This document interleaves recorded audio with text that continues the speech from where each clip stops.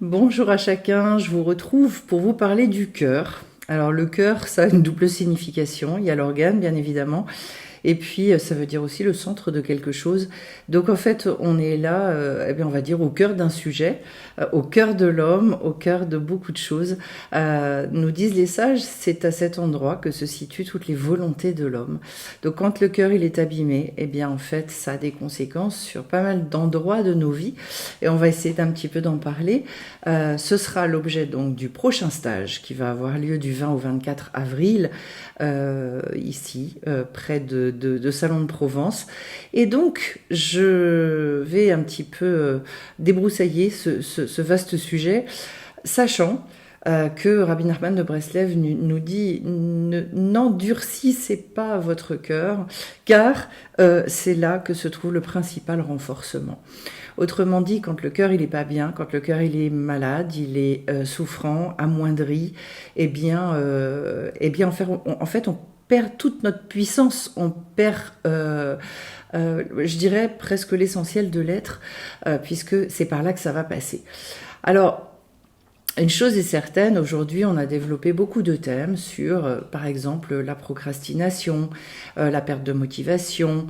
On se rend compte aujourd'hui qu'il y a beaucoup de... également les burn-out, les dépressions, donc toute la tristesse qui accompagne cette humanité qui est dans un système malade et qui a bien du mal finalement à apporter la vie. Et donc, le but, c'est de remettre de la vie là-dedans, de remettre, alors, ce que Rabbi Nachman va appeler du renforcement, mais on va voir que tout ça va passer par différents items, la réouverture, le renforcement, la réparation, des réparations également, et puis la réunification au sein du cœur. Donc il y a des étapes pour que on retrouve finalement cet élan, cet enthousiasme, qu'on remette justement de la vie partout où a été semée de la mort. Comment ça se passe dans la vie de manière un petit peu concrète? Eh bien, c'est au fil des événements de nos vies, des situations où eh bien, ça a fait mal. Et donc, hop, il y a une fermeture. Et puis, ça refait mal, peut-être dans une autre situation, avec une autre personne. Et qu'est-ce qui se passe à ce moment-là? Hop, une résignation. C'est-à-dire, j'étais pourtant dans l'espoir de quelque chose. J'ai essayé une fois, deux fois, trois fois, ça n'a pas marché. Et hop, je me résigne. Donc, en fait, je perds progressivement en amoindrissant, en endurcissant le cœur. Eh bien, c'est pas seulement que je vais rentrer dans la souffrance, c'est que je vais rentrer dans un amoindrissement de la vie, un amoindrissement de mes désirs, de mes volontés. D'où après, eh bien, on se pose la question, pourquoi est-ce qu'on a autant de modes de compensation qui se développent dans la consommation, dans plein de choses, dans la nourriture, etc., et d'addiction également, eh bien parce que on n'arrive plus à faire taire toutes les souffrances qui se sont accumulées et qui ont créé comme une espèce de rétrécissement énorme, et on vit avec ce rétrécissement. Donc on vit avec je dirais une respiration qui s'amoindrit aussi, qui se raccourcit littéralement, et on a l'impression sans arrêt d'être dans une sensation de manque permanent, comme si finalement il n'y avait plus véritablement de rassasiement, il n'y avait plus de moments où on pouvait se poser et se sentir serein en se disant là maintenant, là tout de suite, je suis dans un moment de perfection, je suis dans un moment où eh ben, il y a tout ce qu'il faut. J'ai tout ce qu'il faut, tout est là, et je kiffe simplement, j'ai simplement du plaisir avec ça. Ça veut dire qu'il n'y a plus cet apaisement, cette sensation qui est une sensation de contentement. Pas dans le mauvais sens du terme, parce qu'en français, ça peut avoir un double sens, se contenter aussi signifiant ne pas vouloir plus. Alors, c'est pas du tout ce que viennent nous dire les sages, et notamment Rabbi Nachman de Breslev, qui dit on remercie toujours pour ce qu'on a et on apprend à se contenter, c'est-à-dire quoi? À obtenir un vrai plaisir, une vraie jouissance de tout ce que l'on a. En revanche, une fois qu'on a remercié pour ça, c'est ne jamais se satisfaire et se suffire, s'arrêter là, je dirais. Voilà. Donc c'est toute l'ambivalence. Et donc, Eh bien, le stage, il va être dans des mises en pratique extrêmement fortes, dans des mises en situation aussi, pour réussir à comprendre les mécanismes des 4 points dont on a parlé, à savoir comment est-ce que j'arrive à réouvrir, comment j'arrive à renforcer. Parce que, en fait, vous comprenez bien que le renforcement du cœur va être ce qui va nous permettre finalement de retrouver nos volontés et souvent de les démultiplier et de se rendre compte combien on a renoncé et combien pourquoi est-ce que la vie elle devient lourde.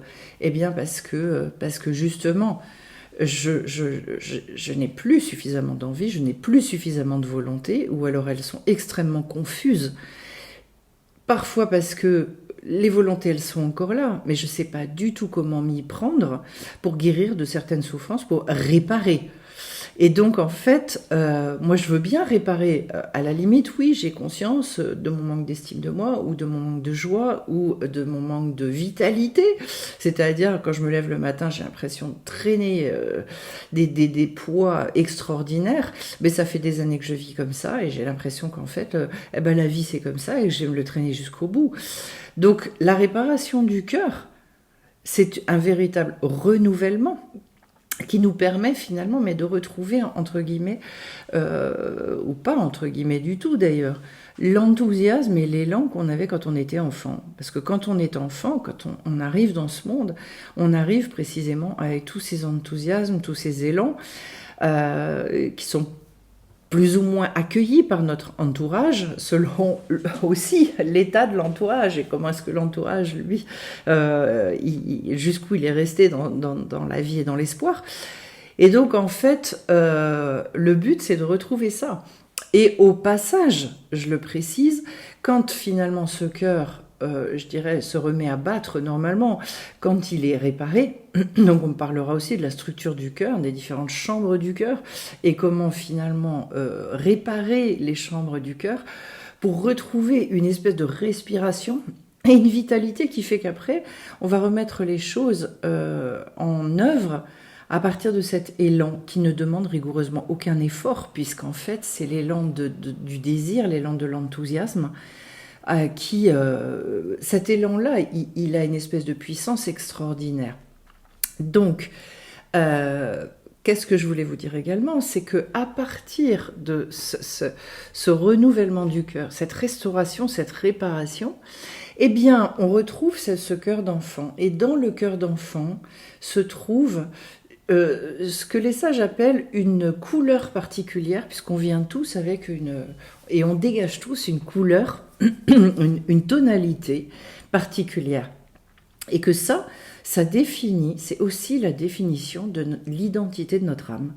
C'est-à-dire que selon nos volontés et selon tout ce qu'on a envie d'apporter dans ce monde, d'exprimer, donc aussi on va retrouver toutes nos qualités en réouvrant au fur et à mesure, eh bien, là où on pensait qu'il y avait des carences, des manques, des trous, eh bien, on s'aperçoit qu'en fait, c'est absolument faux. En fait, on n'a pas vraiment renoncé. En revanche, on a oublié, je dirais, nos volontés, mais elles ne demandent qu'une chose, c'est à repointer le bout de leur nez et justement, c'est un manque de force. Et ça ne veut pas dire qu'elles ne sont plus là. Donc en fait, c'est comme une espèce de résurgence qui au fur et à mesure se met en place. Donc tout l'intérêt, c'est de comprendre le process pour après pouvoir le dupliquer chez soi et de se rendre compte, eh bien, à quel point en fait, tout ça était en latence, c'était en sommeil, mais qu'on peut le réveiller sans aucun souci et que ce réveil-là va nous redonner un goût à la vie extraordinaire. La seule chose, pas à partir d'une crispation, d'une dureté qui nous épuise, mais au contraire à partir dans une douceur. Pourquoi ? Mais parce que ça va se faire à partir d'une confiance énorme. Et ça s'expérimente.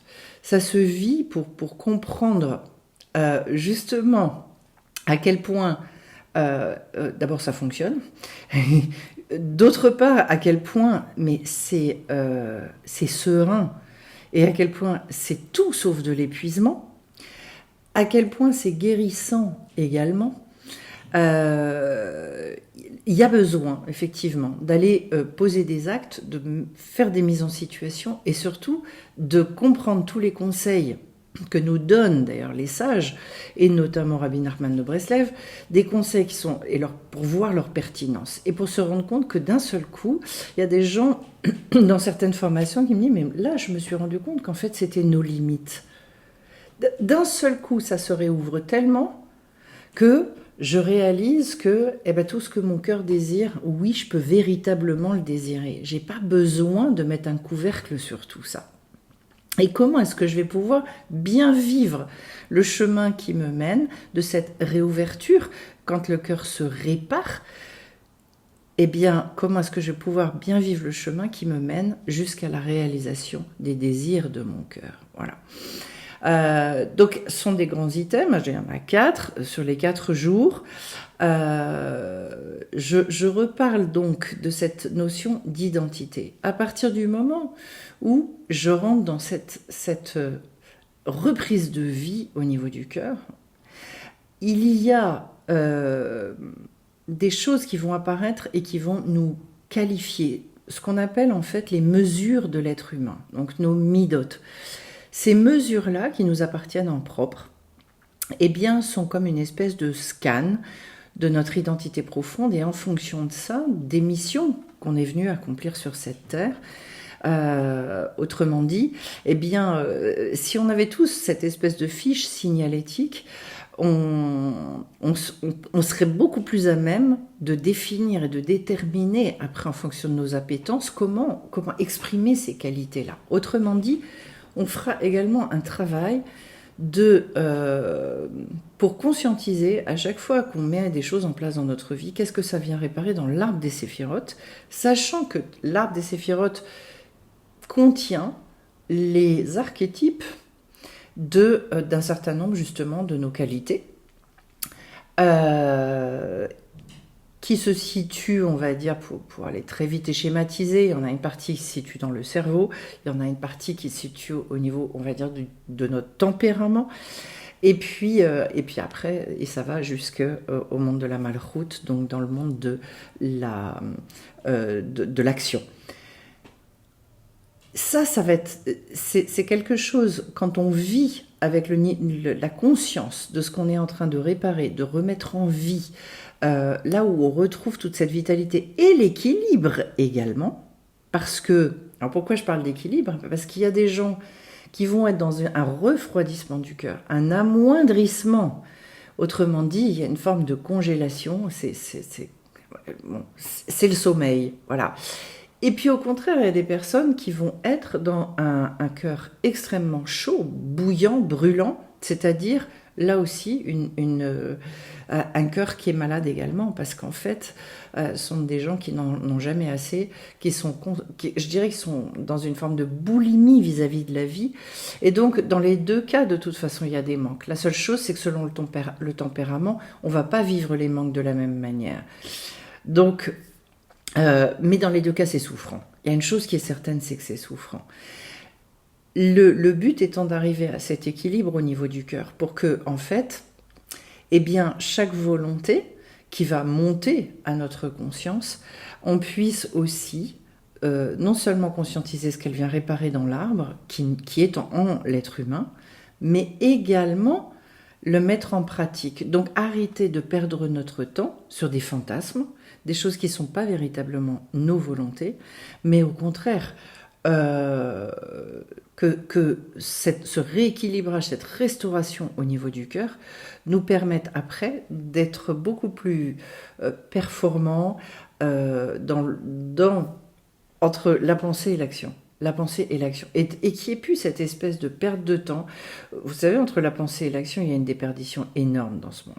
Ne serait-ce que parce que la pensée, elle est extrêmement puissante, même si elle n'est pas infinie non plus, mais elle a quand même une puissance extrêmement forte, alors que l'action, l'acte, il se confronte à la matière, et donc dans l'acte, c'est toujours plus compliqué, plus lourd, ça prend plus de temps.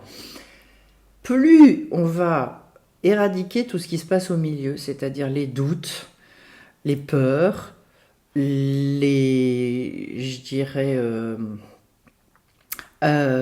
toutes nos calculs également, pour savoir comment est-ce que je dois faire, etc. C'est-à-dire, à un moment donné, tout sur ce chemin, tout, qui va générer tout un tas de déperditions, qui nous fait perdre des fois confiance en nous, qui fait qu'au bout d'un moment, on en a marre et qu'on abandonne plein de choses. Non, là, la réparation du cœur, elle permet aussi un phénomène extraordinaire.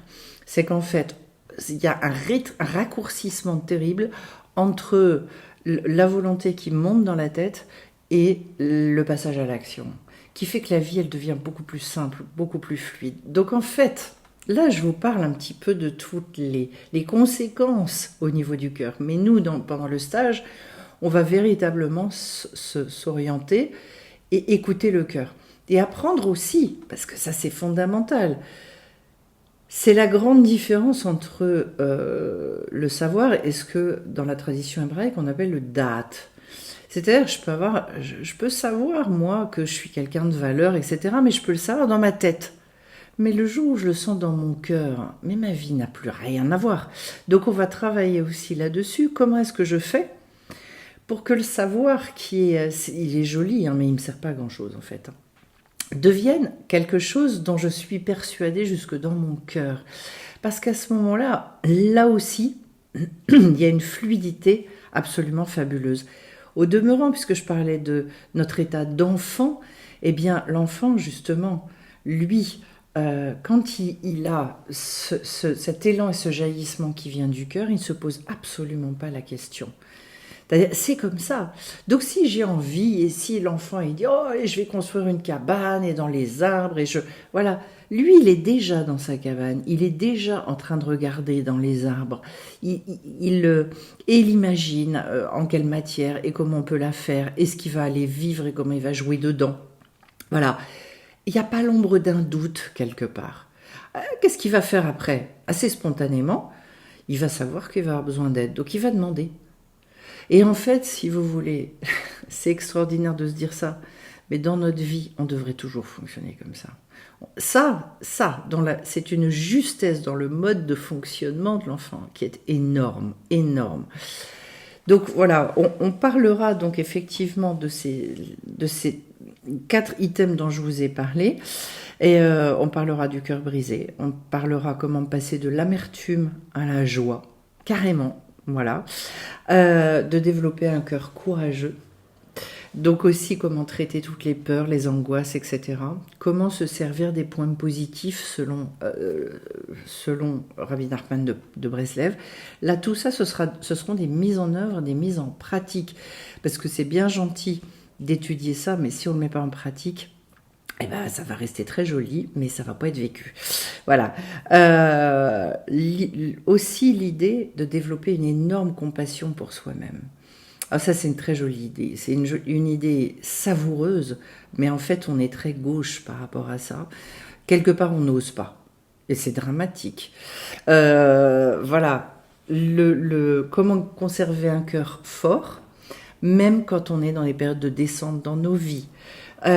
Comment justement est le lien entre l'accès à notre vérité pour finalement arriver à des libérations fabuleuses au niveau du cœur.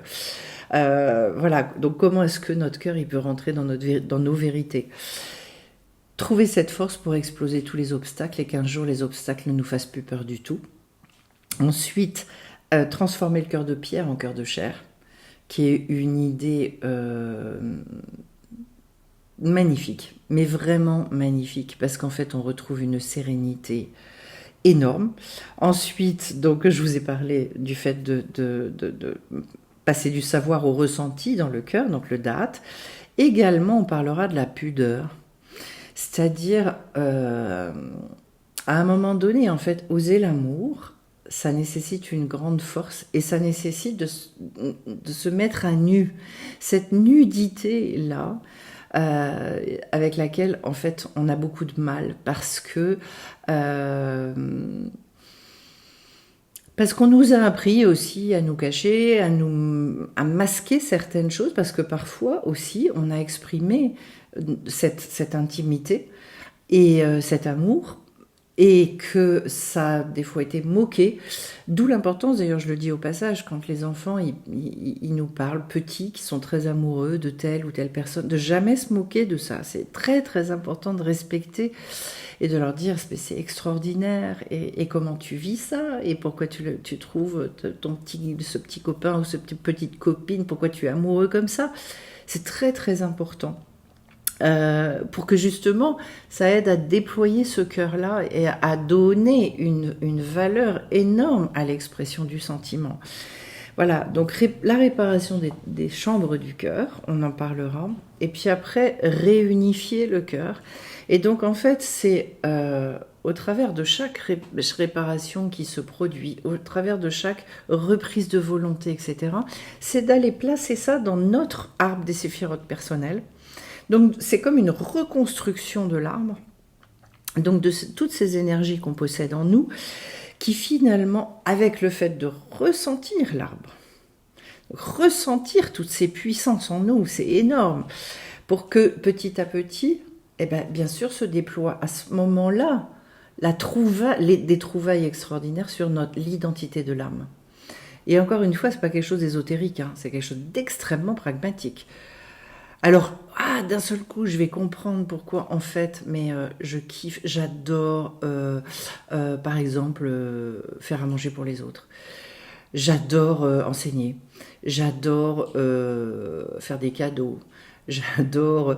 Pourquoi? Et qu'est-ce qui se cache derrière tout ça? Et pourquoi ça fait partie de mon identité? Comment moi je peux l'exploiter dans ma vie? Jusqu'où ça peut aller? Quel est le degré de ma volonté là-dedans? C'est énorme, en fait. Voilà. Et que petit à petit, ça va nourrir une espèce de confiance.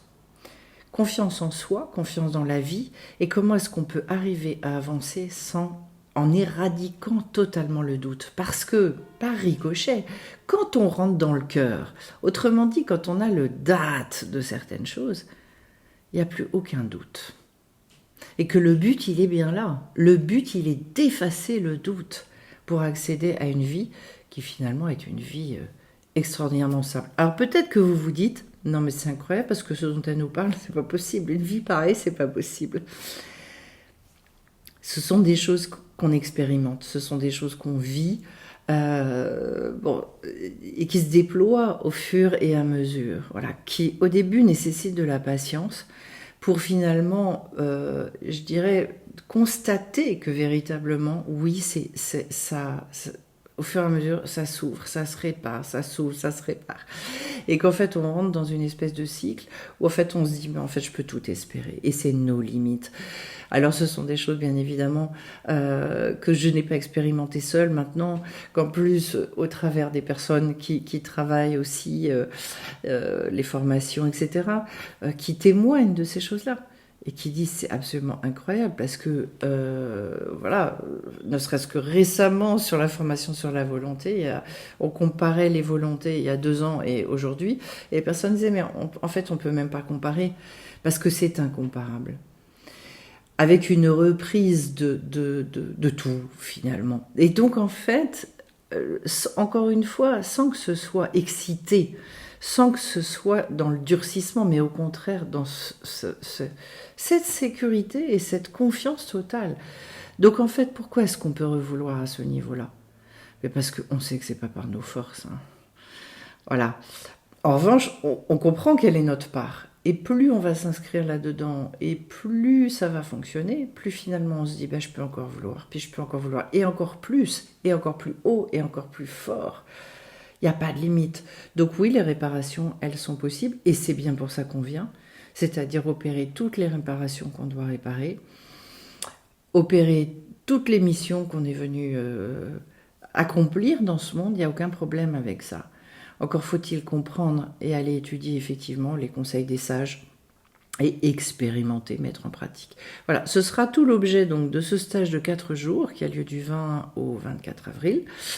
Avec énormément de, je dirais, de joie, beaucoup d'humour, parce que ça Ça aussi, ça met une vitalité particulière et j'y tiens et j'aime ça, et je kiffe cette chose-là, avec beaucoup de sérénité également. Voilà, si ça vous intéresse, vous n'hésitez pas. La formation de toute façon est en ligne sur sephirotetcompagnie.com. Si vous souhaitez des renseignements particuliers, bien, vous me joignez en direct, par mail, par téléphone. J'ai laissé mes coordonnées sur la formation qui se trouve dans la boutique du site. Voilà. Je vais vous souhaiter à tous, en tout cas, ce renouvellement du cœur. Alors la formation, je l'ai appelée restaurer son cœur. Voilà. Et dans cette restauration, il y a voilà, c'est un terme un peu vague, mais qui englobe tout ce dont on a parlé ici. Et je vais vous souhaiter plein de bénédictions, plein de lumière, plein de sérénité aussi. Et puis, je précise de toute façon aussi, je ferai un autre stage cet été. Je reviendrai vers vous assez rapidement pour ceux qui veulent s'organiser. Voilà, je vous dis à très vite sur la chaîne, pour la prochaine paracha d'ailleurs de Tzav. Au revoir à tous.